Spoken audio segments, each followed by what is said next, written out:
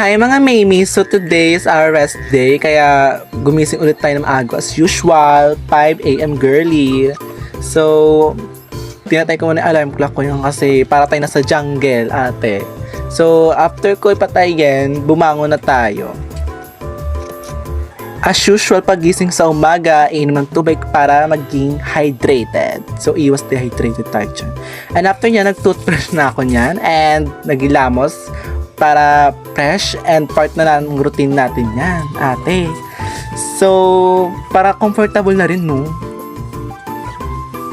After natin mahimasmasa, nag-stretching na tayo upang mabarat ng ating mga butorets.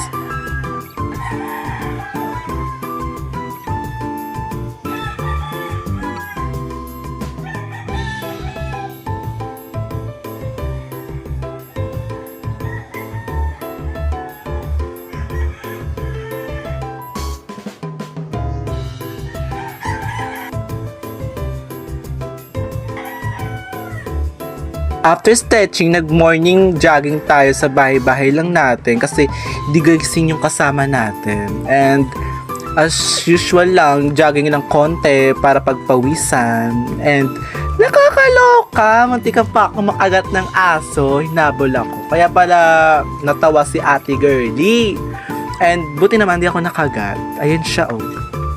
After natin mag-jogging, kakain na tayo ng ating morning egg and sinangag. Bugs plakado, after kumain, morning walk tayo, ganun. Update, lunch na yan, at ayun lunch natin, mangoes and sitaw. Kain-kain muna tayo, mi. Feel na feel kumain yarn. After kumain, inom ng tubig. And after natin kumain, liligo na si Watashi para fresh. Kasi kasama sa hygiene natin yan, no? Siyempre, maganda simulan yung araw kapag may bagong ligo. May bagong ligo!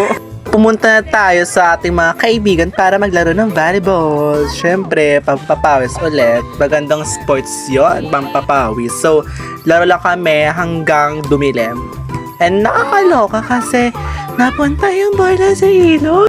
Lumipat kami ng pesto kasi nga napunta yung bola sa ilog. Buti na nakuha. So, tuloy lang kami sa pagpapapawis kasama ang aking mga kaibigan.